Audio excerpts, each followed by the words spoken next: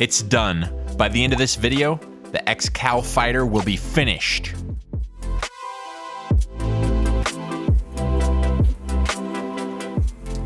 Have a little sneak peek.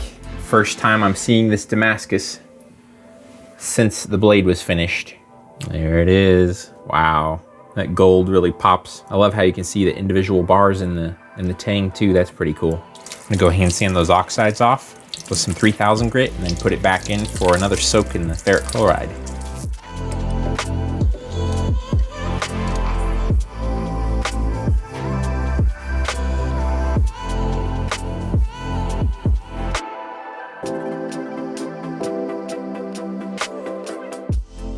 Back in the coffee.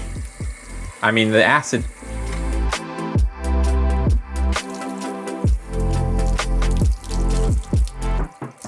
Just got done etching the blade. I'm gonna neutralize it before we put it in the coffee to make sure the ferric chloride doesn't eat away at it anymore. We've got water with a whole bunch of baking soda mixed in this pipe.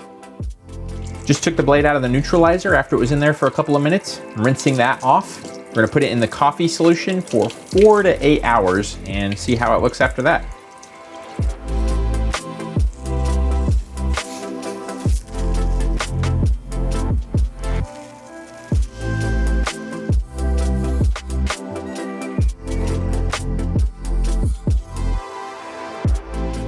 Into the coffee we go.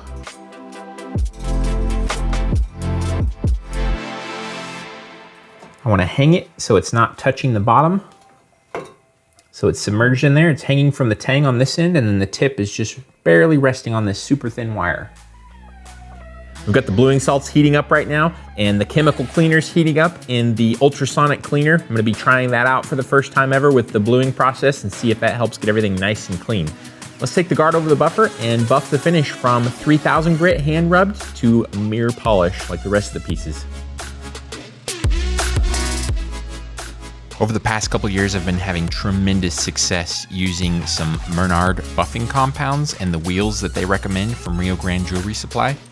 With that being said, I'm always on the lookout for even better products. So I'm trying a buffing compound by Mernard I haven't tried before. This one they advertise is for polishing on ceramics or something like that. I'm not exactly sure. It might not work well on metal, but it's supposed to have some really small micro abrasives in it. So I'm giving it a try.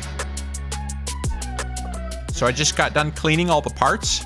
I had them individually hanging on wires in the ultrasonic cleaner right now. It's at about 160 degrees. I'd like it to be a little bit hotter, but it's as hot as I can get it right now. I had the parts in there for a few minutes. I'm gonna start taking the parts out of the ultrasonic cleaner and start rinsing them with cold water. We also have a makeup brush. I'm gonna try to makeup brush them off and put some gloves on. Rinse them off, put them in the bluing salts. Bluing salts are at 190 degrees right now.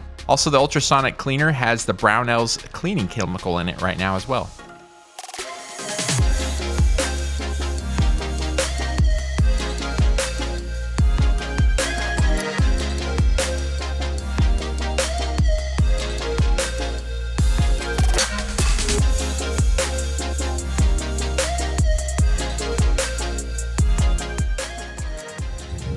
Oh, okay, that could scratch it. I think it banged into the edge of that pot. Yeah, it did.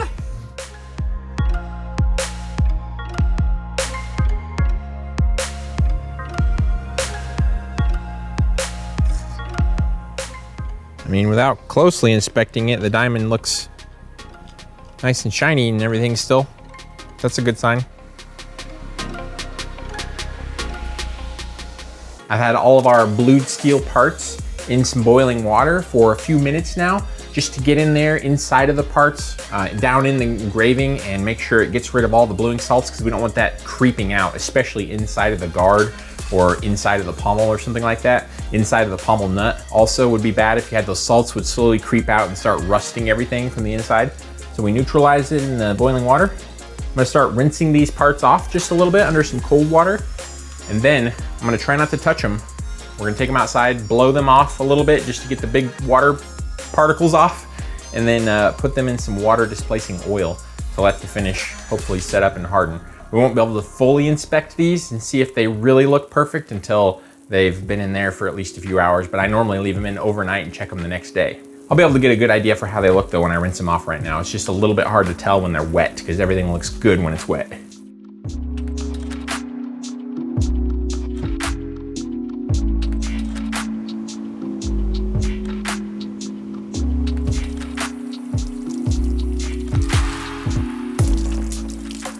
That looks amazing. This piece looks like it came out really well. It looks like the diamond was unaffected as well. It's super shiny and pointy still. I think the diamond was okay. It's all really black now. Whoa, look at that gold pop. Oh man, look at that gold. Take a look at that. That looks beautiful.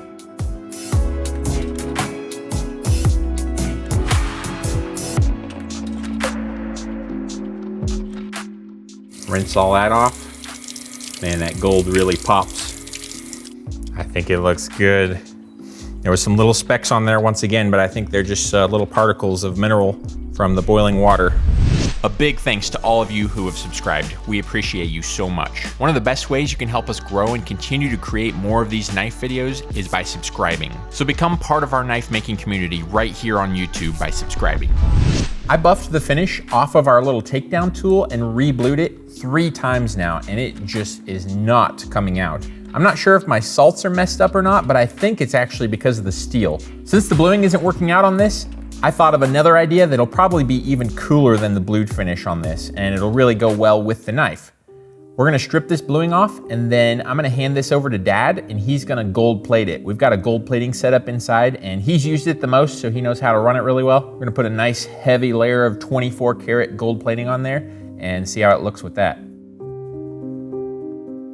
Hey guys, Dad here, and we're getting ready to gold plate this beautiful takedown tool. I did a pre-clean out in the shop with some acetone. I took it to the sink with some Dawn soap, and now I'm using electric chemical cleaning to wet out the surface, and that will make that the water will stand everywhere. There won't be any beads of water on it anywhere. The entire thing will be clean and wet. This next step here, you can see the color changed on the tool. That is a nickel strike. That will coat a thin coat of nickel all over the part just to ensure the gold plating process sticks very well because it likes nickel. And in between each one of these processes, I rinse it with distilled water.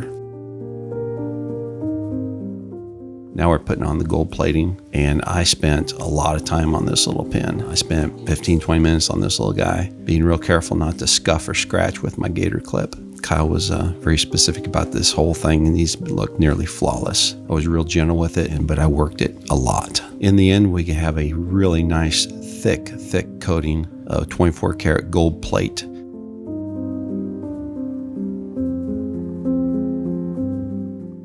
And here's our finished 24 karat gold plated takedown tool. I think Dad did a great job. It looks absolutely fantastic. I couldn't be more pleased with it. Instead of that blued finish, the gold plating looks amazing. Now that the fittings are blued and they're in the oil, let's talk about what's going on with the blade and the coffee darkened finish. I let the blade soak in the coffee for about 6 hours, and then I took it out and started rubbing all the yellow oxides off with a sunshine cloth. There was an area all through here though that looked pretty bad. I don't know if there was some kind of oil residue or something in there, but it just didn't accept the coffee darkened finish how I wanted, so I put it back in the coffee for another 6 or 8 hours and then let it set in still air overnight for the oxides to harden. Now I'm gonna rub the entire blade down once again with sunshine cloth, and if it looks really good, we'll move on from there and do a wax finish on it. These sunshine cloths are my secret weapon to get rid of this yellow oxide on here. If the coffee finish is really good, the sunshine cloth won't rub it out on the dark areas where we want it, but it'll get rid of that yellow tint on the 15 and 20. You see just after a little bit of rubbing right in this area, almost completely remove that yellow tint without removing the nice dark 1084.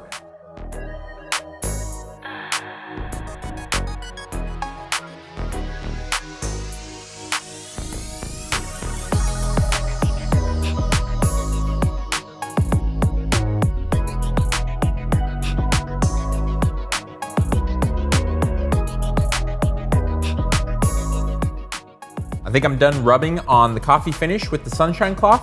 Next thing I want to do is apply a Carnauba wax finish to the blade.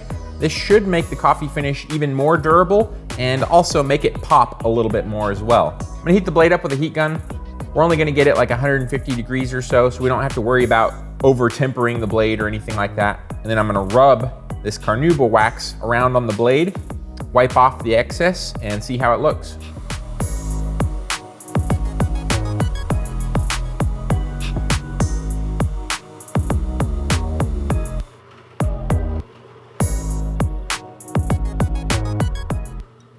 Turns out we need to get it a little hotter than 150 degrees. On my little box there, it actually says this stuff melts at 176 to 185 degrees. We don't need to worry about over tempering unless we just focus on one area for a long time with the heat gun.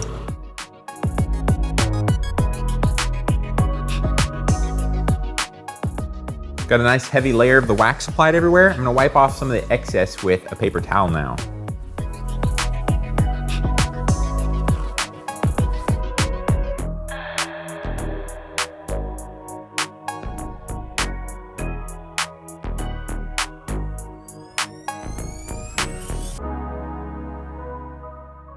The blade is cooled down and the wax is hardened, so now I'm gonna go over it again with the sunshine cloth just to kind of buff up and polish the wax and get it looking real shiny.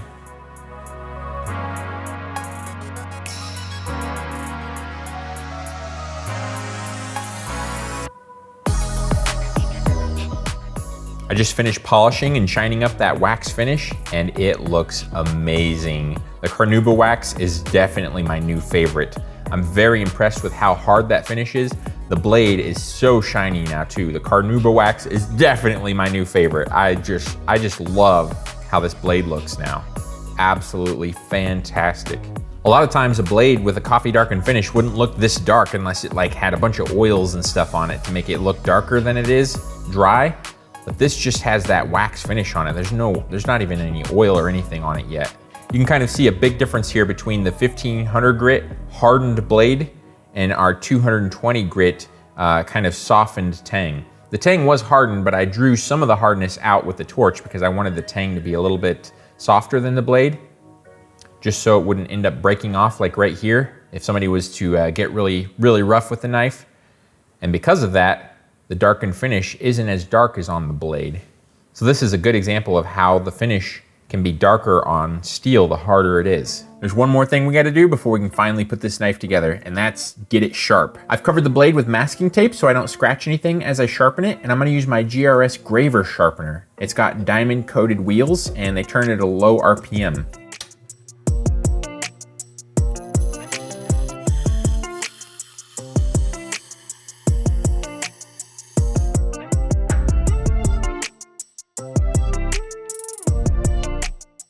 I got the edge nice and sharp. I'm trying a process a little different than normal. I normally go next to the Waterstone, but I used a finer grit diamond hone in there, a 3000 grit one. So I'm gonna try jumping straight to this leather strop. This is also a brand new strop. My normal one has buffing compound on it, but I just made this one and I put 50,000 grit diamond paste on it. So I'm just trying some different things out. The knife's already plenty sharp. My goal here is just to shine up that edge because I love it when the edge is super shiny.